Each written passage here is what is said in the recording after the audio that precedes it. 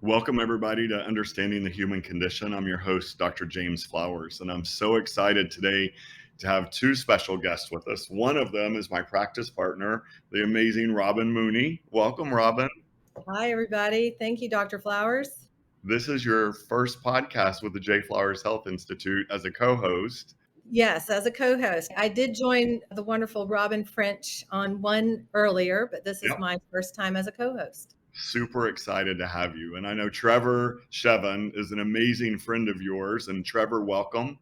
Hi, thank you. It's nice to be here. You bet. I know how incredibly busy you are and you fly all over the world and you've been traveling. And I just so much appreciate your time this week to sit down with us for a few minutes. I'm very honored to be here and grateful to be here. So thank you. You bet. Good to have you. And Robin, I was hoping you'd start us off and tell the world a little bit. Not that they already know who Trevor is, but if you'd go over his bio, I'd love it.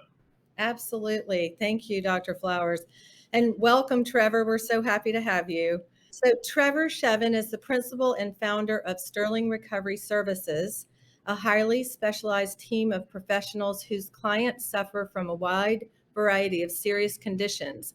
They include alcoholism, drug addiction, eating and mental health disorders, co-occurring disorders, and process addictions such as gambling, spending, sex, internet use, and others. The people they serve come from walks of life, including high-profile executives, athletes, and celebrities, trustees, and family offices. Trevor is also a certified interventionist professional, an MBA, and provides advisory, consulting, and intensive case management services to individuals, families, and corporations globally. Trevor continually achieves high successful outcomes amongst even the more or most extreme complicated cases. Back to you, Dr. Flowers. There you go. First of Thanks. all, what an impressive bio. So, again, thank you so much for being here. And with all that said, I want this to be as enjoyable for you, Trevor, as it can possibly be. So, I'm going to start off with a question and say, what's the one question that you really, really, really are itching to be asked that no one ever asks you? Oh boy.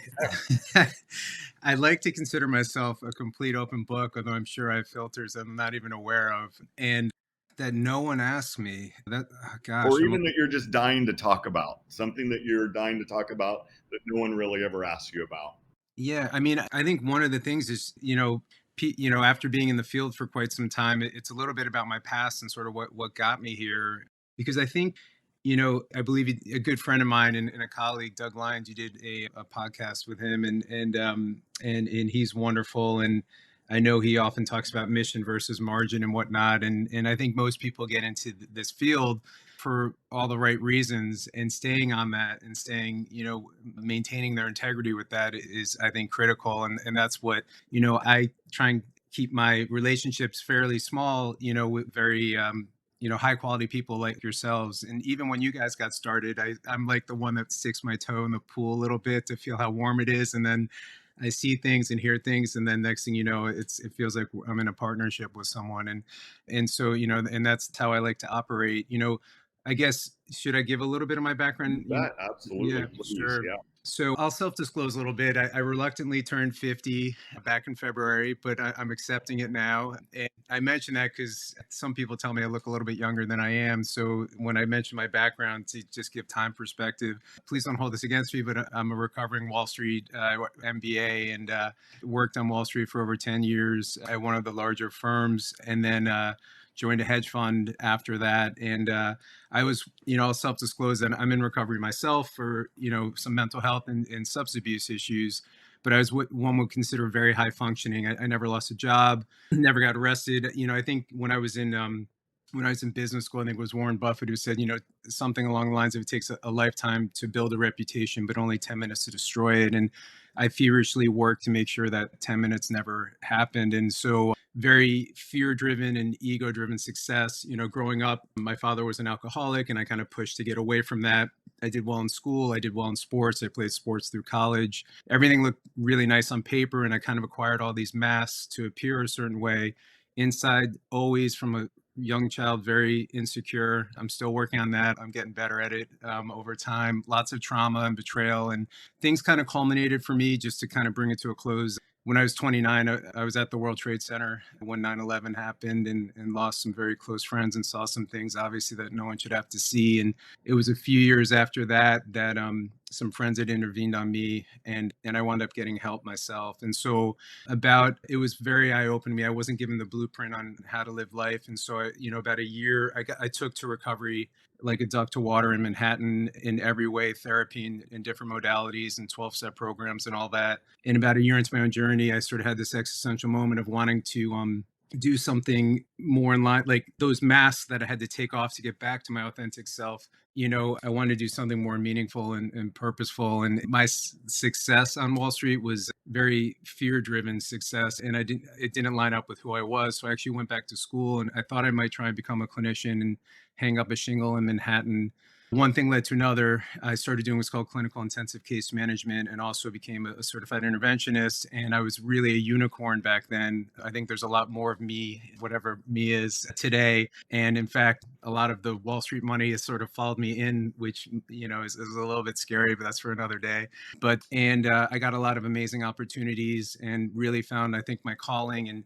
And to this day, we don't advertise our market. We're finally building a website just because there's so much competition, so people can see exactly who we are and what we do. But it's always just been a landing page and referrals from great people like you, or their families or family offices we work with. And so it just took off from there. And I'd worked with different people over the years. And then back in 2016, I started a company called Sterling Recovery Services, and the name is for another time. It's not a long story, but not worth going into how we got that. But we're headquartered in Greenwich, Connecticut. We work with families, as Robin mentioned, all over the world, mostly in the U.S. and London. And we do everything from interventions to intensive case management to advisory and consultative services and whatnot. And we're kind of boutique, although I don't love that word either, and kind of small but strong, in what we do, and work with all walks of life. And then we have a wellness center in Greenwich, Connecticut, that we work with a lot of local clients with groups and acupuncture, massage, a nutritionist, yoga, and whatnot for continuing care, aftercare services. So,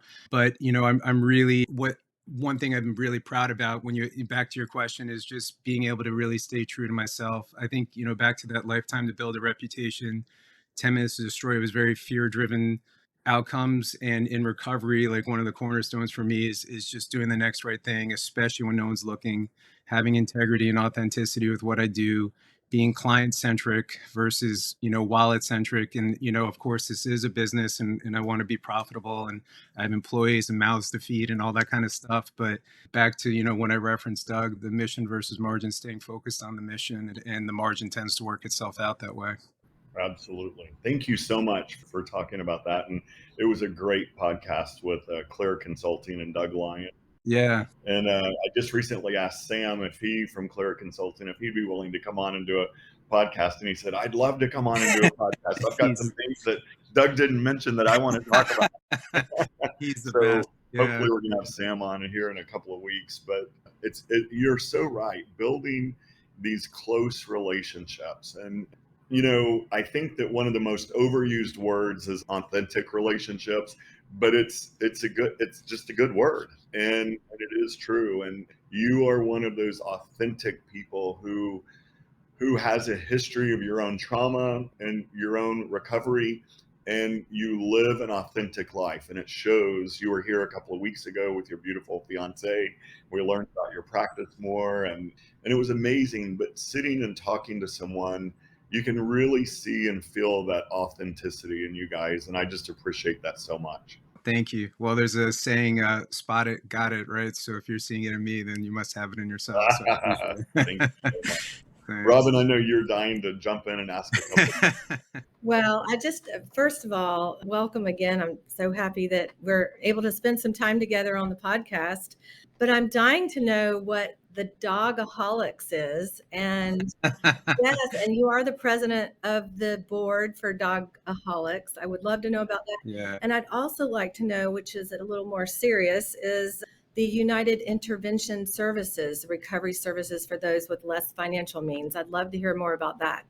Sure. Well, thanks for mentioning that because, I've been very blessed to have a nice career. And I'm on the board of the National Council, the NCADD from Westchester. And I try and join nonprofit boards where I can and help people who are less fortunate. When I got into this field, I didn't care if I wanted to help anybody, whether it was inner city kids or whatever it might be. But because of my background and I was deemed, I guess I've heard the term unicorn with my background, especially back then, it launched me into this space, which, I used to sort of sheepishly talk about what I do, but, mental health and addiction is an equal opportunity destroyer, whether you have money or not. And there is a judgment on people of means. And that tends to be the group that I work with, just I guess because of the background I had in I don't know, it doesn't matter. But so where I can, I try and give back. And so Dogaholix is, and I'm glad you mentioned that because you asked me if there's anything I'd like to mention. I'd love to plug a really dear friend of mine, Benji, who runs the Williamsburg House, which is a sober living house in Williamsburg. And out of everyone I know in the industry, I don't know anyone who has more integrity than him. And his passion is dogs, as are mine. Maybe this is a bit of an overshare, but as a kid, when there's a lot of chaos going on in the house, and my father was an alcoholic and a diabetic. And I mentioned the diabetes because when he'd come home from work, I think he would drink a little bit and his blood sugar was low and the rage was high. And so I would even hide sometimes in the coat closet with my dog as like sort of my, a meditation, the way I look at it back then. And so I've always had a very strong connection with animals and dogs in particular. And Dogaholix is, it's a nonprofit and is providing vocational reentry for young adults in recovery. And we're getting it off the ground now. And it's got a really, I'm very honored to be on the board. It's got a great board and whatnot, and it hasn't launched just yet. We're actually raising money for it and getting it off the ground. But it's something that I'm very, very proud of. I think it's gonna be really cool. We're starting in Brooklyn, and it's going to echo out throughout the U.S. And it's basically when people, especially the younger adults who get into recovery, some of them don't know how to hold a job. Some of them come from families of means where they haven't had to hold a job or whatnot. And so it's going to be an opportunity for them. And then the purpose is to raise money to help people get into treatment who can't afford it. So it's giving jobs to people in early recovery. It's a really good business model, in my opinion, when I put my old MBA hat on and taking the profits to help those who are less fortunate. And so that's great. And then the UIS is United Intervention Services is just something that I'm trying to start for. There's a lot of different interventionists around the country. It's hard to vet who's good and who's not. And myself and a few friends and partners of mine from around the country were putting together high quality interventions at much more affordable prices. That I only have so much bandwidth, and so do some of the more more well-known interventionists in the country. And so this is an opportunity for the shrinking middle class. I think there's a lot of resources for people with no means, and there's obviously resources for people of great means, but we're looking to help people who can kind of cobble together and get a really good quality service that otherwise that they find themselves stuck. So I probably talked a little bit too long about that, but I'm really excited about both of those. That's fantastic. And so many of the families that we talk to, we recommend an interventionist and or an intervention occur, and they're like, tell me what an intervention is. And so for all the families that are out there listening, what would you say, how would you describe the intervention and the process of an intervention? Yeah. So I reference a lot of words I don't like. As an interventionist, I hate the word intervention because of the associations people have with it. It's what they think they see on TV, and it can be very heavy handed at times. And I'm sure there are people like that.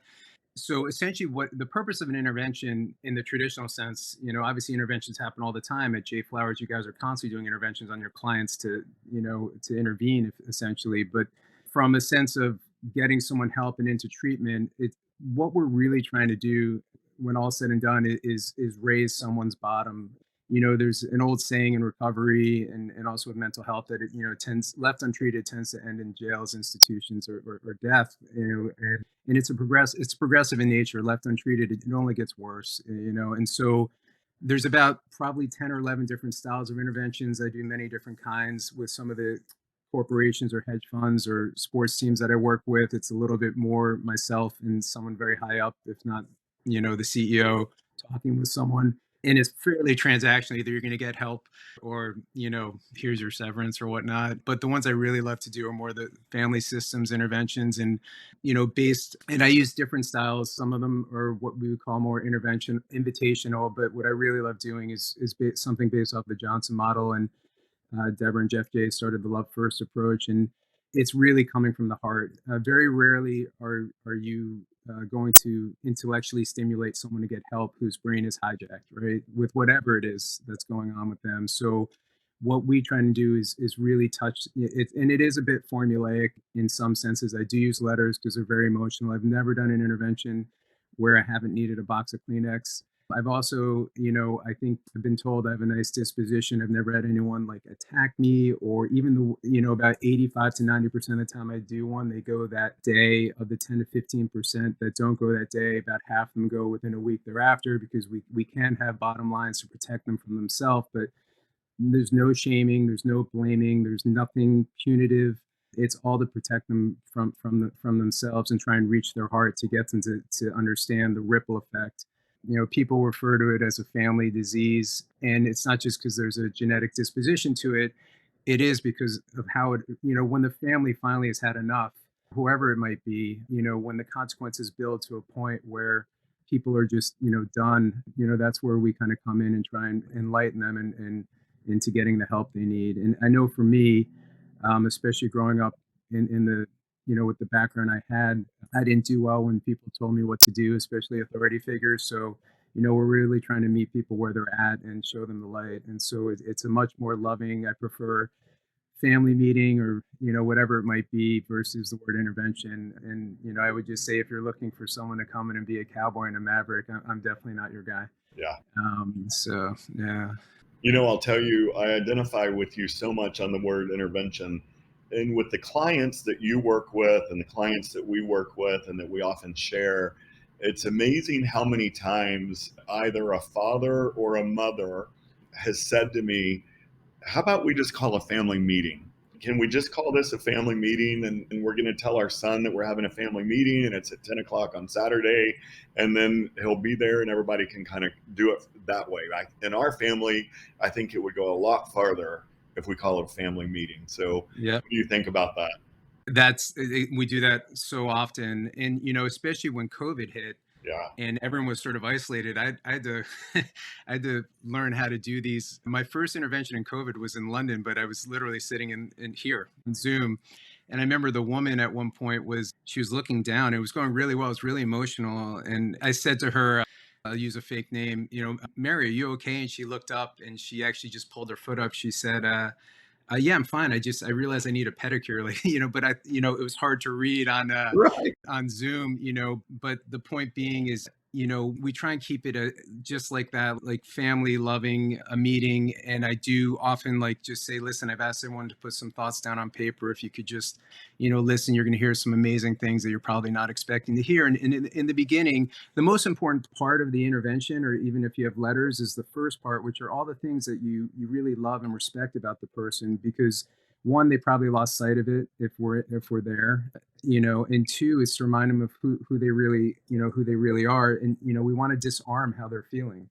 And they're expecting to hear everything, wrong with them. And that's the last thing we're doing. That's all I really need. Once we open them up, then it's about providing, a solution. I think people make mistakes trying to do quote unquote interventions without having a solution. Like, we're going to go to Jay Flowers now, which is one of the finest institutions in the world, some option for them, as opposed to just addressing that there's a problem. And yeah, and giving them that opportunity to get help. So I fully agree. I do that all the time, where it's sort of invitational. They know we're going to have a family meeting. It makes it a lot softer. But, I try and sort of a hybrid approach of different intervention styles. Absolutely. Robin, why don't you ask the package question that we've Yes, been. I will. I'm dying to ask that one as well.